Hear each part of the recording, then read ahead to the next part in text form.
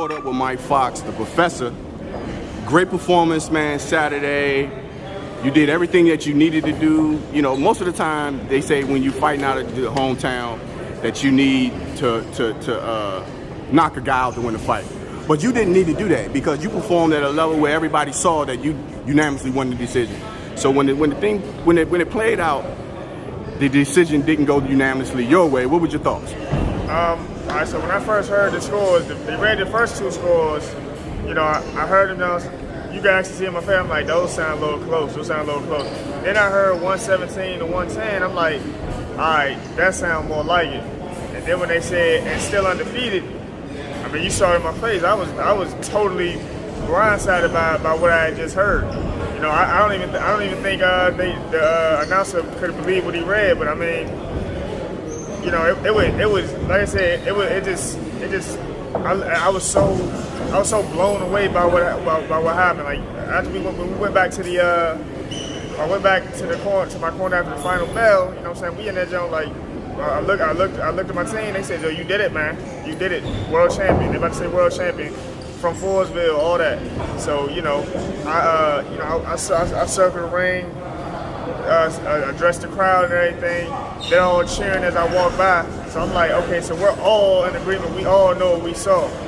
And then they called Gabriel's name, and you heard that same crowd. You heard they displeasure. You heard they displeasure with it, so I mean, that was a Saturday night in Minnesota. Yeah, and you know, you said that the crowd responded to you, but when you were walking through, what kind of reactions were you getting from the crowd? You mean the fans after the fight, walking through? No, you know, I shook a lot of hands and everything. Everybody was saying, "No, you won that fight. We don't know what the hell going on. They blind, this and that." It was nobody in there that said I lost, and I challenge you to find anybody in the world that watched the fight. That can say I lost that fight, other than his team. You know what I mean? So, and for the past few days, that was the biggest story.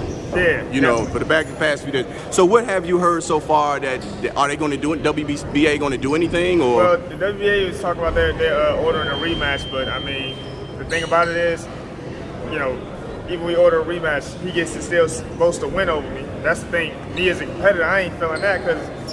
Like, I tell anybody, if we would have fought, it was a close fight, we went toe-to-toe, we went to war, and I came out, and he came out victorious, I say, fine, it happens like that, we'll go back, we'll learn from this, blah, blah, blah. But I beat this guy. I beat him. Even Luis Collazo, as he's walking down for his main event fight, he said, bro, they stuck you up. Don't let nobody tell you otherwise. Lance Lewis and Joe Goosen, they pulled me to the side after the broadcast was over. They just to tell me like, yo, we don't know what the hell just happened. You know what I mean? You won that fight. And during the fight, you know, it was clearly that you had control of the fight. You know, you did an early knockdown, you know, second round knockdown. But in each round, did you see in his eyes that he was defeated? Yeah, I mean, you can see like the thing is, I'm fighting him. I'm fighting him when I want to fight him. He want to come rush in and come in. I wasn't there for none of that. So when he missed, you see him drop his hands, take a deep breath, like, you know what I mean? That's what I know. That's frustration setting there. That's frustration setting there. He never gave up fighting. He never quit. But he was so frustrated. He didn't know he didn't know what to do. You know what I mean? That's how I know. That I was winning that fight. He wasn't landing anything. He threw bombs and missed most of them. Yeah. Even when I was on the ropes, he didn't land too many clean shots. He landed one or two. Yeah, let's go back to the beginning of the fight, man. Actually, when you guys are in the locker room, you know, I saw your dad post a video up. You had a guy that was in their locker room watching the train. What was the situation with his gloves and everything?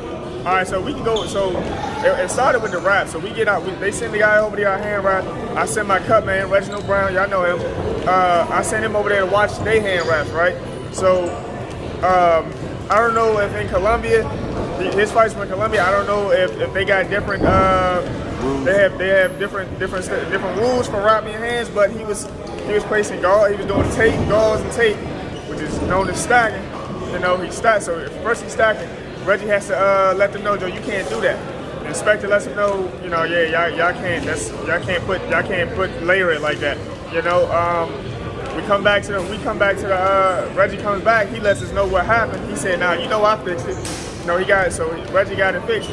We put our gloves on. He you know, I get him taped up. I get him signed off for him. We get to the ring. Marshall Kaufman, my promoter, actually spots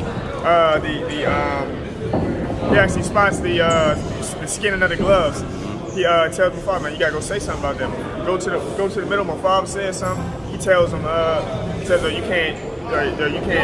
They can't do that. That tape is too high." You know. So you saw when they took the tape off, you saw the strings way up there. They're skinning the gloves. And when you skin the gloves, you're trying to make your knuckles protrude more from the peg. So stacking, skinning the gloves. No wonder he 3-0 with 3 knockouts.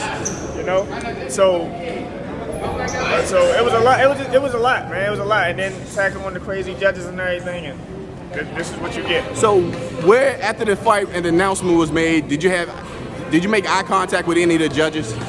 Nah, I didn't. I didn't. I dropped my hands in shock. I look over at my A straight. You know what I'm saying? They putting the belt around him. I left out. Like, I walked back to my corner. You know, I spoke to the crowd again. You know, they still booing. They booed, and they actually, a lot of them left the venue in a mass exodus after that decision. Yeah, and the promoter that stands behind you, Marshall Kaufman, what did he have to say about it? Marshall Kaufman said, man, it was the highway robbery. Everybody's saying the same thing. I talked to my advisor, Mike Burrell. He said he got a text from PBC saying, nah, we're not gonna let this go.